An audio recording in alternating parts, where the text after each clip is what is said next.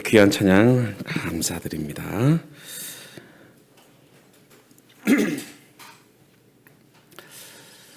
여러분, 길을 가다가 우연히 친구를 만났습니다.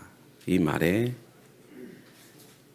우리가 아무런 어색함이나 거부감을 느끼지 않지요. 우연이라고 하는 이 단어는 우리의 일상생활에서 자주 쓰는 것도 사실입니다. 그러나 따지고 보면 이 우연이라는 말은 전혀 성경적이지 않습니다. 그럼에도 불구하고 우리들은 갑자기 일어난 일을 무의식 중에 우연이라고 취급해버리는 경향이 있습니다.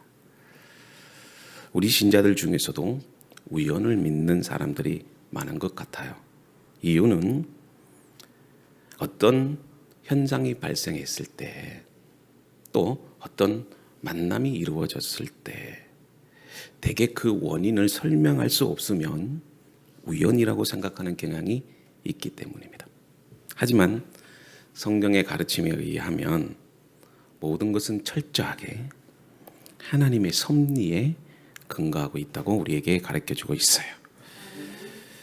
여러분, 그리스도인들에게 있어서 이 사실은 중요합니다. 누군가를 만나든 또 어떤 일들이 뜻하지 않게 일어나든 거기는 우연이 아니고 다 하나님의 계획과 섭리라는 것입니다. 여러분, 우리는 하나님의 창조와 섭리를 믿으면서 이것은 우연이다, 이것은 결코 바람직한 신앙이 아닙니다. 여기서 중요한 것은 바로 우리가 우연을 믿느냐, 하나님의 섭리를 믿느냐, 여기에서 우리의 기독교적인 가치관과 세계관이 나오는 거예요. 여러분, 세계관이라는 것은 가치관이라고 할 수 있는데, 가치관은 그리스도인들에게 있어서 매우 중요한 신앙과 윤리적인 삶의 어떤 기준이 되는 겁니다. 그래서 기독교적 가치관과 윤리는 하나님의 창조와 그 섭리 안에서 믿음을 통해서 나오는 겁니다.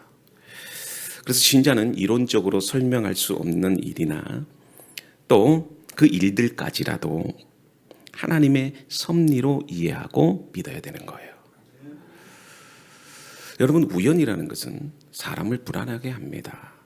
하지만 하나님의 계획과 섭리를 믿는 그 믿음은 우리에게 평안을 주고 안심케 하고 또 담대하게 하고 그리고 우리를 겸손하게 만들어요.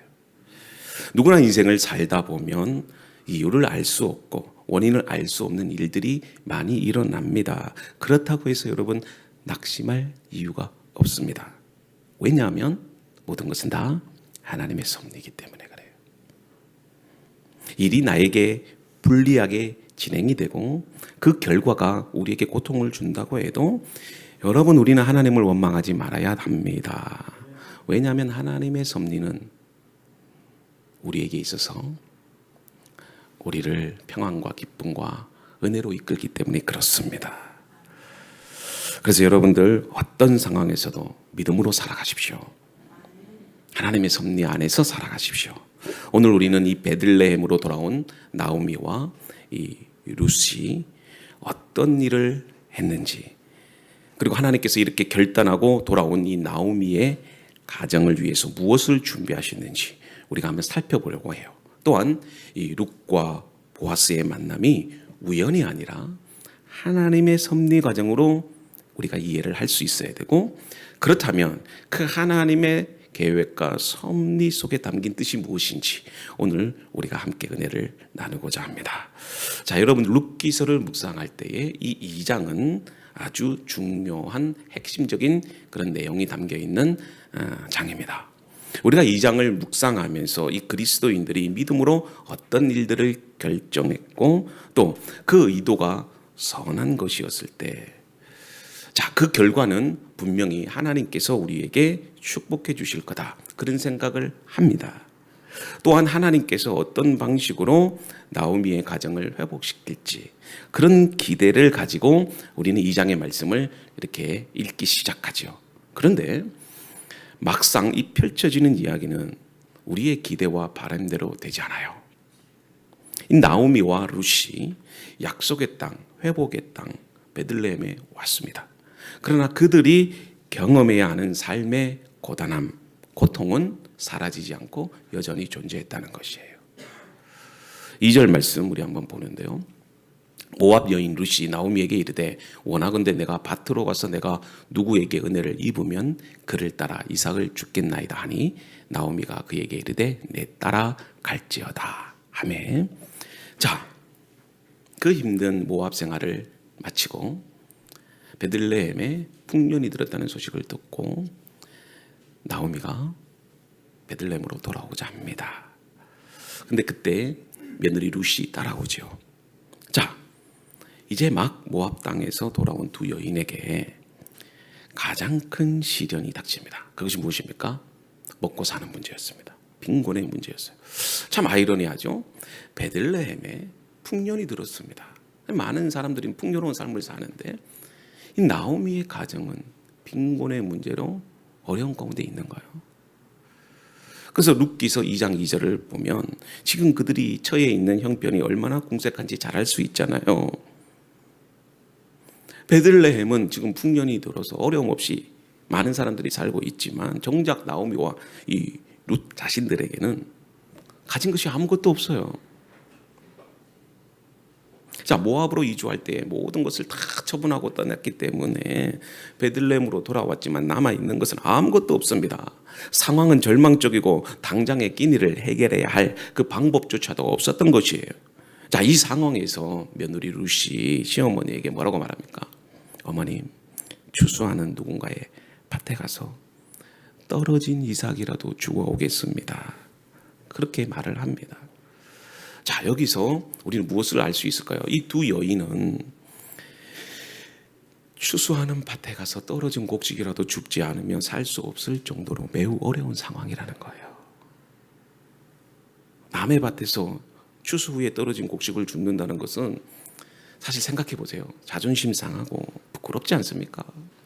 이 남에게 빌어먹는 일, 이것처럼 자존심 상하는 일이 없어요. 그러나 어떻게 합니까? 먹고 살기 위해서 떨어진 이삭이라도 주어야 합니다. 여러분, 나오미는 어찌되었든 이 모압에서의 실패를 경험하고 빈손으로 베들레헴으로 돌아왔어요. 아마도 이 나오미 가정의 귀향에는 어느 정도 인간적인 기대가 있었겠지요. 살기 위해서 여러분 모압으로 이주를 했지만 그러나 그곳에서 남편 죽고 자식 죽고 며느리만 남아서 어쩔 수 없이 베들레헴으로 살기 위해서 돌아옵니다. 사실 어떻게 보면 이 나오미의 귀향은 믿음의 선택이었습니다. 그런데 그들이 막상 약속의 땅인 베들레헴으로 돌아왔지만 이 두 여인에게 있어서 현실적인 생활의 안정을 보장해 주는 것은 아무것도 없었어요. 사실 우리는 이 믿음의 귀향, 베들레헴에 분명하게 풍년이 있었다고 그렇게 말씀하고 있지 않습니까? 그러면 그들이 모압의 삶을 청산하고 베들레헴으로 돌아왔을 때 그들의 미래는 장밋빛 미래가 될 것이다. 아마 그렇게 기대를 할 겁니다. 그러나 막상 말씀을 읽어보면 그렇지 않다는 거예요. 믿음의 선택을 했음에도 불구하고 오히려 삶이 더 공고해지는 겁니다. 여러분, 이게 현실이에요. 정말이지 여러분, 믿음과 먹고 사는 문제는 별거예요. 그리스도인들은 믿음으로 모든 일을 하면 다 잘 된다, 이런 생각을 갖고 있는데 말씀을 읽어보니 그렇지 않아요. 아브라함도 하나님의 말씀에 순종해서 가나안 땅에 왔지만 그 땅에 도착하니 기근이 듭니다. 그 기근 때문에 애굽으로 이주하지 않습니까? 나오미의 가정도 마찬가지입니다. 믿음으로 살려고 어떻게 해서든지 고향 땅에서 살아가려고, 특별히 이 모압 여인 룻과 또 나오미, 엘리멜렉이 하나님 앞에 범죄한 게 없습니다. 잘못한 게 없어요. 살기 위해서 모압 땅으로 간 것뿐입니다. 그것을 우리가 잘못됐다고 정죄할 수는 없어요. 그곳에서 우상을 숭배한 것도 아니고 자기 인생을 자기 마음대로 산 것도 아닙니다. 어떻게 해서든지 믿음으로 살았고 최선을 다해서 살았어요. 그래서 남은 여생 자기 고향 땅에 돌아와서 믿음으로 살려고 했는데 막상 돌아왔는데 그 결과가 뭡니까? 먹고 살 만큼 빈곤의 문제로 인해서 힘들었다는 거예요. 여러분, 우리가 믿음을 가졌다고 해서 먹고 사는 문제가 다 해결될 거다, 그렇지 않아요. 그걸 여러분들이 인식을 해야 됩니다. 모든 것이 다 잘 될 것이다. 예수 믿기만 하면 대학도 붙을 것이고 뭐 연봉도 많아질 것이고 예수 믿으면 뭐 100살까지 살 것이고 어려운 문제들이 다 해결될 것이다. 그렇게 생각하는 분들이 있는데 다시 얘기하자면 믿음과 먹고 사는 문제는 별거인 것 같아요. 그걸 여러분들이 인식을 해야 되는 거예요. 모압에서 조국의 고향인 베들레헴에 풍년이 들었다는 소식을 듣고 돌아가기 위한 믿음의 선택을 했지만 다시 얘기하지만 제일 먼저 마주친 일이 배고픔이었어요. 생존의 문제였습니다. 그러기에 이 룻은 어쨌든 시어머니 나오미를 따라서 베들레헴으로 왔어요. 그래서 이 룻은 시어머니를 또 봉양하고 또 살기 위해서 용기를 내서 첫걸음을 내딛습니다. 사실 이 연약한 여인으로서 그렇잖아요. 이 모압 여인이 뭘 알겠습니까? 자기 고향 땅도 아닌데. 그래서 어디서 소식을 들은 것 같아요. 어떤 밭에 나가면 그 밭에 떨어진 또 이삭이 있으니까 또 그걸 이렇게 주워서 먹고 살 수 있다는 겁니다.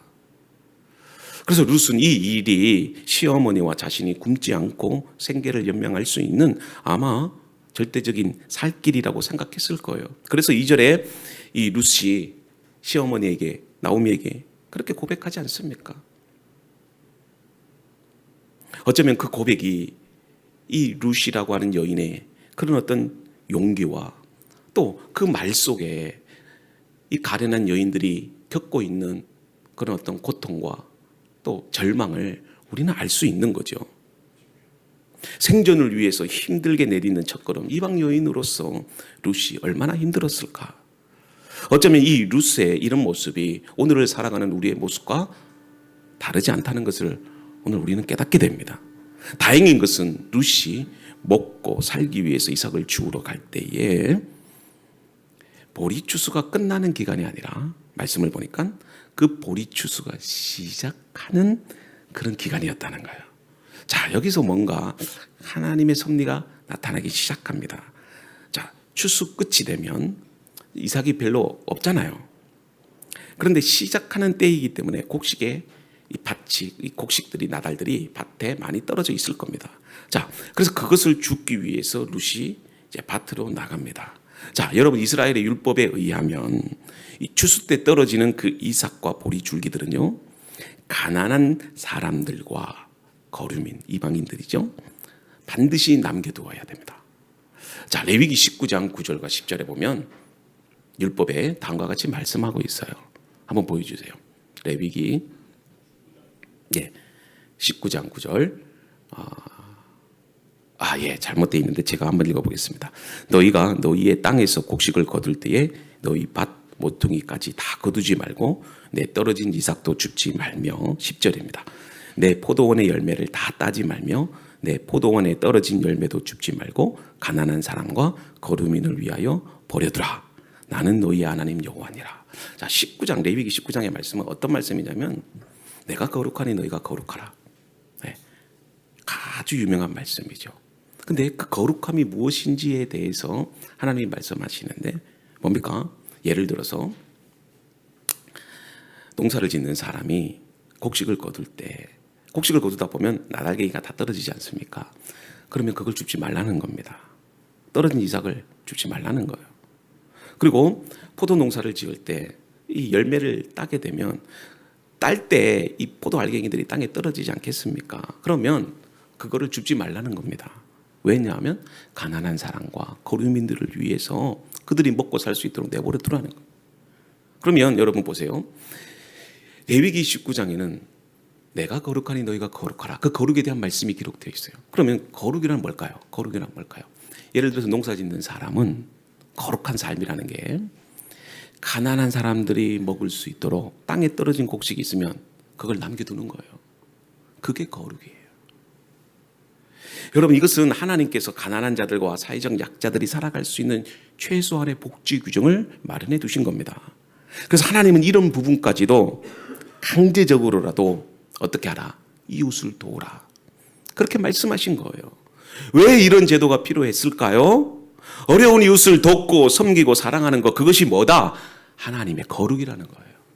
우리는 거룩을 영적인 측면에서 생각해서 너무 깨끗하고 흠이 없고 마치 구별된 그런 것들을 생각하지만, 여러분, 하나님은 추수할 때에 가난하고 약한 자들을 배려해서 곡식을 남겨두라는 것입니다.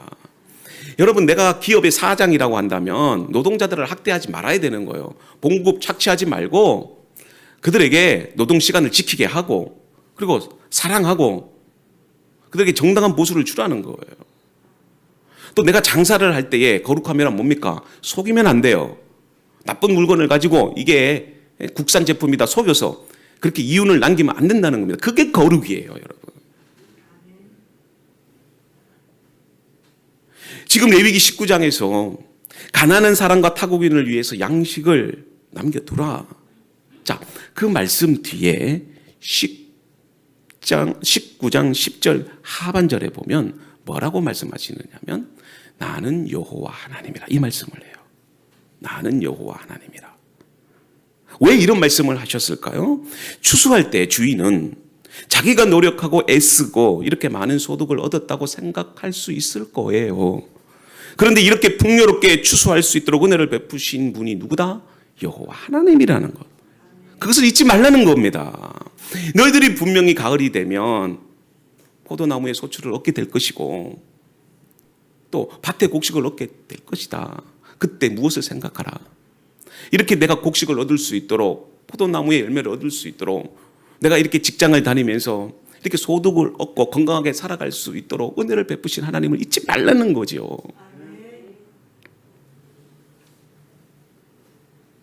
여러분, 추수할 수 있도록 땅을 주신 분도 누구시다? 하나님이시고, 곡식이 잘 자라 많은 열매를 맺을 수 있도록 적당한 비도 주시고 또 햇빛도 주신 분도 하나님이시잖아요. 우리가 얻은 소득의 결실이 내 것이 아니라 하나님의 은혜로 된 것임을 잊지 말라는 것입니다, 여러분. 그러므로 우리가 누리고 있는 이 모든 것들을 어떻게 해야 된다? 내 것이 아니니까, 하나님의 은혜로 내가 받은 것이니까 우리가 하나님께 드리는 거 아니겠어요? 그리고 그것을 어떻게 하라? 하나님이 이웃과 함께 나누라. 지난 여름에 대한민국 수도권의 집중호우로 인해서 반지하에 살던 장애인들 그 가족이 나오지를 못해서 그 일가족이 죽게 되는 비극적인 사건이 있었잖아요. 또 그것 때문에 정치적으로 막 여러 가지 많은 일들이 있었지 않습니까? 그리고 얼마 되지 않죠. 한 달 전이었나요? 남부지방에 태풍 흰남노 때문에 아파트 지하 주차장에서 수많은 사망자가 발생됐잖아요. 그로 인해서 지금 사회적인 경제적인 피해가 엄청났습니다. 아무리 인간이 과학 문명, 기술, 지혜가 있다고 해도 하나님이 지키시지 않으면, 하나님이 보호해 주지 않으면 이런 자연재해 앞에서도 속수무책으로 당할 수밖에 없는 것이 우리 인간의 현실이라는 거예요. 그러므로 여러분들 깨달을 수 있기를 바랍니다. 나는 여호와 하나님이라. 이 말씀 속에서는 하나님께서 이 세상을 창조하시고 창조한 세상을 경영하시고 인간의 삶과 생명을 주관하신 분이라는 사실을 우리에게 알려주고 있다는 사실이에요. 그러므로 우리는 절대적으로 하나님을 의지하며 그분만 섬기며 살아야 됩니다. 우리가 정말 하나님을 올바르게 이해하고 안다면 그분께서 베풀어 주신 작은 은혜라도 어떻게 합니까? 이웃과 함께 나눌 수 있어야 된다는 겁니다. 본문으로 돌아가서 2절에 보면 룻은 나오미에게 어머님, 저 밭에 나가고 싶어요. 혹시라도 저를 잘 봐주시는 분이 있다면 그분 뒤를 따라다니면서 이삭이라도 주워올게요. 그렇게 얘기를 합니다. 나오미의 입장에서는 얼마나 마음 아프겠습니까? 그래도 며느리가 어떻게 해서든지 살기 위해서 그렇게 또 결정을 했으니 나오미가 며느리에게 그렇게 하라 또 이야기를 합니다. 개역 개정에서는 보면은요, 나오미가 내가 누구에게 은혜를 입으면 이렇게 되어 있어요. 은혜를 입으면. 여러분, 율법에 의하면 가난한 자가 이삭을 줍는 게 그게 타당한 일입니다. 결코 부끄러운 일은 아닙니다. 근데 이 룻이 어머니에게 고백을 하면서 뭐라고 표현을 하느냐면 내가 누군가에게 은혜를 입기를 원합니다. 이렇게 얘기를 해요. 그러자 나오미는 며느리에게 뭐라고 합니까? 내 딸아 갈지어다 그렇게 얘기를 해요. 자, 룻의 이 고백은 연약한 한 여인으로서 밭에 나가 떨어진 곡식을 줍는 것이 사실은 쉽지 않습니다. 여러분, 밭에 나가서 그 떨어진 곡식 알갱이를 줍는다고 해도 하루 종일 주워봤자 이 여인 한 끼 식사량밖에 되지 않을 거예요. 룻도 이 사실을 잘 알 겁니다. 그래서 룻은 시어머니에게 어쨌든 먹고 살아야 되니까 내가 누군가에게 은혜를 입기를 원합니다. 그렇게 지금 은혜를 소망하는 것을 보게 돼요. 그렇잖아요. 사실 이 곡식을 줍는 것도 누군가가 자기의 가족들에게 도움을 주지 않으면, 은혜를 주지 않으면 나오미와 룻은 생존 자체를 알 수 없어요. 그거 주워봤자 얼마나 되겠습니까? 곧 있으면 추수가 끝나잖아요. 추수 끝나면 겨울에는 뭐 먹고 삽니까? 이 여인도 잘 아는 겁니다. 그래서 자기가 밭에 곡식을 주우러 나갈 때 누군가가 나에게 은혜를 베푸시면 좋겠습니다. 지금 그렇게 나오미에게 이야기를 하는 거죠. 자, 보세요. 왜 지금 이 여인이 지금 이런 이야기를 하느냐면 나오미와 룻이 살았던 시대가 어떤 시대냐면 사사시대입니다. 여러분들 성경에 있어서 사사시대는요, 하나님 없이 자기 마음대로 살았던 시대입니다. 심지어는 레위인조차도 타락했던 시대예요. 하나님의 율법을 무시하고 자신의 그런 어떤 소견대로 사리사욕을 취하던 그런 시대였어요. 무시무시한 시대입니다. 당시 가난한 자들은 율법의 혜택을 받지 못한 채 여러분 밭의 주인의 냉배와 멸시를 받기 일쑤였습니다. 밭에 나간다고 해서 곡식이 떨어져 있다는 보장도 없어요. 왜냐하면 그때는 사사시대이기 때문에 욕심으로 가득 차 있어서요. 그 밭에 떨어진 곡식도 싸그리 가져가는 그 시대라는 겁니다. 심지어는요, 가난한 자들이, 거류민들이 이삭 줍는 일을 금지당하는 일까지도 흔했다는 거예요. 자, 이런 사실을 누가 알고 있었다? 나오미도 알고 있었고 룻도 알고 있었어요. 그래서 룻은요, 어렵지만 하나님 은혜 베풀어 주세요. 은혜 베풀어. 우리 그 곡식을 먹고 살아야 돼요. 은혜 없이는 이 사사시대에 살 수 없어요. 지금 그렇게 얘기를 하는 거예요. 더군다나 이 룻은 모압 여인입니다. 이방인이잖아요. 이스라엘이 제일 싫어하는 족속이 어느 족속입니까? 이방인입니다. 결코 이삭 죽기가 쉽지 않아요. 유대인들이 가서 이삭을 주어도 줄까 말까인데 이방 여인이 가서 이삭을 죽겠다. 정말 어려운 일입니다. 따라서 이 룻의 이 말은 이방인으로서 당할지 모를 온갖 어려움과 냉대를 감수해야 되는 고백이에요. 또 뜨거운 햇빛 아래서 하루 종일 허기를 참아가며 일해야 하는 육체적인 고통도 감수해야 됩니다. 그렇기 때문에 누군가에게 은혜를 입기를 간절하게 소원했던 거죠. 그래서 은혜를 베푼 그를 따라서 열심히 이삭을 죽겠다. 나오미에게 그렇게 말하고 있는 것입니다. 보세요. 비록 가난하고 삶이 공공해도 어떻게 해서든지 은혜 중심의 삶을 살고자 하는 이방 여인 룻의 고백. 여러분, 우리가 본받아야 할 그런 모습이 아닐까요? 여러분, 그리스도인들은 내 힘으로 사는 게 아닙니다. 우리는 은혜로 사는 겁니다. 앞에서도 얘기했던 것처럼 그 자연재해 앞에서도 무기력하게 생명을 잃는 그 존재들이 바로 우리 인간이에요. 먹고 사는 것부터 시작해서 이 땅에 살아가는 모든 이유가 있어요. 그것은 하나님의 은혜입니다.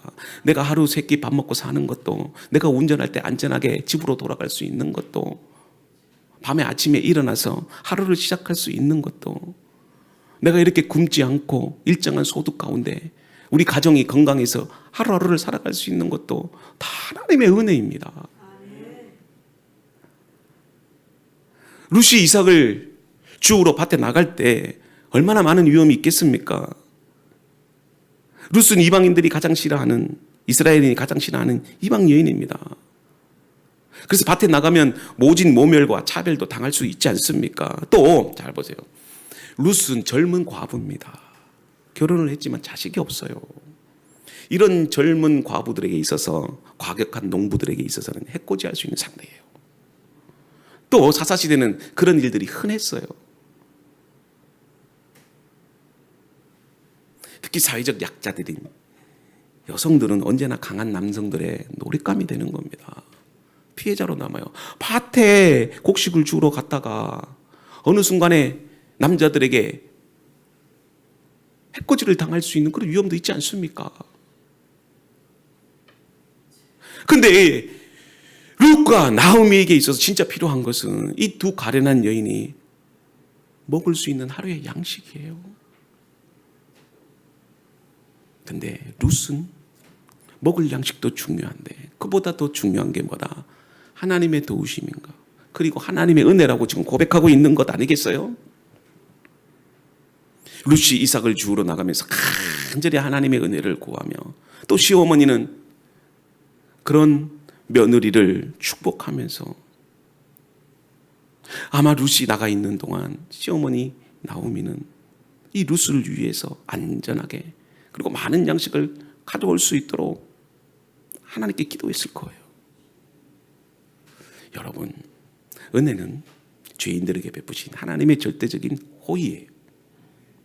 그런데 여러분, 은혜를 강구하는 자에게 하나님은 은혜를 베푸십니다. 우리의 인생에 하나님 없이는 단 하나도 살 수 없지 않습니까? 불쌍한 죄인들에게 은혜를 베풀어 주십시오. 우리를 도와주십시오. 그래서 은혜를 바라는 그 자체가 바로 우리의 신앙 고백이에요. 나오미와 룻의 인생 전체에 절대적인 하나님의 은혜가 없이는요, 이 가련한 여인들은 단 하나도 살 수 없습니다. 이 룻의 이야기가 바로 하나님의 은혜의 이야기로 가득 차 있지 않습니까? 나오미와 룻의 가정을 한번 여러분 보십시오. 그 속에는 하나님의 은혜가 있어요. 그 텅 빈 인생을 하나님께서 룻과 보아스를 통해서 그 나오미의 가정을 가득 채워주시는 하나님의 은혜가 나타나 있지 않아요? 저는 여러분들도 이 하나님의 은혜의 강물을 만날 수 있기를 바랍니다. 우리의 상황이 힘들고 괴로워도 우리에게는 하나님의 은혜가 있다는 것입니다. 안 좋은 상황이 지속된다 할지라도, 이 룻의 가정처럼 먹고 사는 문제로 인해서 힘들다 한다 할지라도 우리에게는 하나님의 은혜가 있다는 것입니다. 그러므로 우리는 믿음을 포기해서는 안 된다는 것이에요. 하나님의 은혜가 여러분들을 붙잡고 가는 것이고, 하나님의 그 선하심과 인자하심이 우리를 지키시는 것입니다. 그래서 여러분, 은혜로 사십시오. 은혜를 소망하십시오. 그것이 여러분들의 문제를 해결할 수 있는 유일한 방법입니다. 자, 하나님의 은혜가 룻에게 어떻게 나타날까요? 3절과 4절입니다. 말씀 보여주세요. 3절과 4절 말씀. 룻이 가서 베는 자를 따라 밭에서 이삭을 줍는데 우연히 엘리멜렉의 친족 보아스에게 속한 밭에 이르렀더라. 4절. 마침 보아스가 베들레헴으로부터 와서 베는 자들에게 이르되 여호와께서 너희와 함께 하시기를 원하노라 하니 그들이 대답하되 여호와께서 당신에게 복 주시기를 원하나이다. 자, 룻이 곡식을 줍기 위해서 밭에 나갔는데 그때 시아버지 아비멜렉의 친족인 보아스의 밭으로 갑니다. 사실 룻이 보아스가 누군지도 몰랐을 거예요. 그리고 그 밭이 어디에 있는지도 전혀 몰랐을 겁니다. 그런데 하나님께서 이 여인을 어디로 이끄시죠? 시아버지의 친족인 이 보아스의 밭으로 인도하십니다. 우리가 생각할 때는 이건 우연이다 그렇게 생각하지만 우연을 가장한 하나님의 섭리죠. 근데 거기서 또 누구를 만납니까? 보아스를 만납니다. 3절과 4절에서 제가 오늘 설교를 통해서 여러분들에게 나누고 싶은 단어가 있는데 그게 뭐냐면 3절 한번 보세요. 3절 한번 보여주세요. 네, 3절. 네, 아까 앞에 3절. 네, 3절 보면 룻이 가서 베는 자를 따라 밭에서 이삭을 줍는데 우연히, 자 여기 보면 우연히 나옵니다. 네, 우연히. 자 그리고 4절. 처음에 보니까 마침이라는 단어가 나죠. 마침 보아스가 베들레헴에서부터 와서 베는 자들에게 이르되. 자, 지금 우연히와 마침이라는 두 단어. 자, 지금 룻은 아무것도 모른 채 우연히 찾아간 그 밭이 나오미의 유력한 친족인 보아스의 밭인 겁니다. 그리고 그렇게 룻이 밭에 우연히 들어가 이삭을 줍는데 그때 마침 누가 또 오는 거예요? 보아스가 오는 겁니다. 이거는 룻이 무슨 머리를 짜서 계획했던 게 아닙니다. 여러분, 하나님은 우연을 간영한 하나님의 뜻과 계획을 필연적으로 성취하시는 거예요. 우리는 우연이라고 생각하지만 그 속에서는 하나님의 뜻과 계획이 있고 필연적으로 나타나는 일이에요. 그래서 일단 이 두 사건은 이 일을 행하시는 사람에게 특별한 의도가 없다는 점에서 우연이에요. 룻은 보아스가 누군지도 몰랐고 일하는 밭의 주인이 누군지도 관심도 없었습니다. 단지 그녀는 떨어진 곡식을 얻는 그것에만 목적을 두었던 거예요. 또 베들레헴에서 추수하고 있는 여러 밭 가운데 인심이 좋아 보이는 어느 밭에 그냥 들어간 것뿐이에요. 보아스도 마찬가지입니다. 그에게는 밭이 얼마나 많이 있었겠습니까? 또 추수하기 위한 다른 여러 가지 일들도 있었을 거예요. 그런데 마침 그 밭에서 일하는 일꾼들을 격려하여 룻이 이삭을 줍고 있는 그 밭에 나온 거죠. 여러분, 이게 우연입니까? 우리가 볼 때는 우연이라고 생각하지만 거기에는 하나님의 섭리가 있어요. 그 마침이라는 단어가 그 속에는 하나님의 계획과 섭리하심이 있다는 겁니다.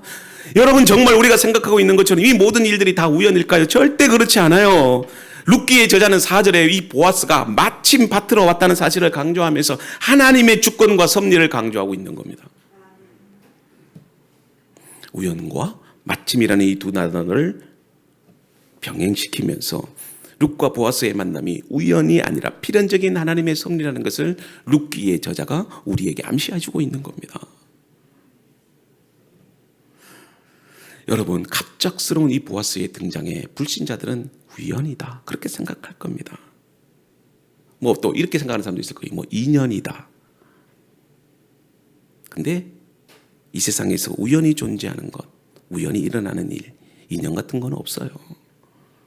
본문에서 룻과 보아스의 만남은 하나님의 계획 속에서 이루어진 사건이에요. 우연인 것 같지만 하나님의 섭리 가운데 우리가 서로 만나는 것이고 은혜를 입는 거예요. 우리 정든이 자매 그리고 새신랑 정답. 예, 죄송합니다. 우리 드니 자매 그리고 우리 새신랑 우연히 만남이 이루어진 게 아니잖아요. 제가 오늘 올 줄 알고 이 말씀을 준비한 게 결코 아닙니다. 정말이에요.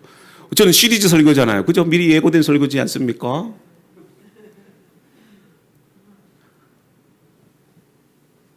하나님의 섭리고 하나님의 은혜라는 겁니다. 그렇기 때문에 우리가 서로 행복하게 살 수 있는 거 아니겠어요? 매일매일 이루어지는 평범한 일상 속에서 우리가 느끼지 못하는 하나님의 계획과 섭리가 있었기 때문에 우리가 주어지는 삶을 걱정 없이 하나님의 인도하심에 모든 것을 의존하며 살 수 있는 거예요. 왜요? 하나님께서 선하신 계획대로 우리를 이끌어 가시기 때문에. 비록 우리가 절망적인 상황이라도 힘든 고통이 있단다 할지라도 그 속에서는 우연이 아니라 하나님의 계획과 섭리 속에서 하나님의 성실하심과 인자하심으로 우리를 이끌어 가신다는 거죠. 우리 반주 한번 부탁합니다. 사랑하는 성도 여러분, 하나님의 섭리 그것은 우리가 가진 자유의지를 포기하는 게 아닙니다. 우리가 하나님의 섭리와 우리의 자유를 하나님은 하나로 묶어서 우리의 삶 가운데 적용시켜요. 룻의 인생을 한번 보십시오. 자신의 주어지는 인생의 결과만을 기다리며 가만히 있지 않았어요. 하나님의 은혜는 구하고 찾는 자에게 임하는 거예요. 만약에 집에만 있었으면 보아스를 어떻게 만났겠습니까? 근데 가족을 위해서라도 자신이 밭에 나가서 곡식을 줍고자 하는 그 가련한 여인의 마음, 그 마음을 누가 보신 겁니까? 하나님이 보신 거예요. 한 여인으로서, 며느리로서 책임과 의무를 다하지 않았다면 보아스를 만나지 못했을 거예요. 우리가 깨닫는 진리, 하나님의 섭리는 순종하며 행하는 사람에게 임하는 것입니다. 자, 지금 룻이 보리추수를 하는 밭을 향해서 많은 밭을 돌아다녔을 거예요. 연약한 여인으로서 그 곡식을 주울 때 두려움이 있었겠죠. 낯선 남자들이 자기를 해코지 하면 어떻게 할까. 그럼에도 불구하고 룻은 하나님의 은혜를 생각했어요. 그리고 시어머니를 생각했어요. 하나님의 인도하심을 맡겼어요. 그때 하나님이 일하시기 시작합니다. 하필이면 그 밭이 보아스의 밭이었고 또 마침 그때 보아스가 룻을 만나러 오는 겁니다. 정말 우연일까요? 여러분 절대로 아닙니다. 하나님의 섭리와 계획입니다. 지금 여러분들이 힘들고 어려울지라도 그 속에는 하나님의 뜻이 있습니다. 믿음으로 인내하며 하나님의 은혜를 구하십시오. 여러분들에게 보아스와 같은 놀라운 하나님의 채움의 역사가 일어날 줄로 믿습니다. 하나님의 섭리와 하나님의 계획을 이해할 때 여러분 기억해야 될 말씀이 있습니다. 내가 하나님의 은혜를 받기를 원합니다. 내가 하나님의 은혜를 얻기를 원합니다. 오늘 그런 고백이 있기를 바랍니다. 나의 주어진 삶에 충실하게 그 사명을 이루어 나갈 때 내가 느끼지 못했던 하나님의 계획대로 그 일을 진행하십니다. 지금의 삶이 공고하고 힘들지라도 우리가 깨닫지 못했던 그 놀라운 일들을 하나님은 행하십니다. 룻이 보아스를 만난 것과 같이 그 축복의 만남과 텅 빈 인생을 채우시는 행복한 결말을 하나님이 준비해 놓고 계십니다. 그러므로 일상을 치열하게 살아가십시오. 적극적인 자세로 낙심치 말고 밭을 향하여 나아가십시오. 하나님의 은혜가 나에게 역사하도록 믿음으로 사십시오. 나도 모르는 사이에 하나님은 일하고 계십니다. 평범한 일상에도 그 속에는 하나님의 섭리가 있습니다. 그런 은혜를 누리며 살아가는 저와 여러분들 되기를 바라고 우리 함께 기도하겠습니다.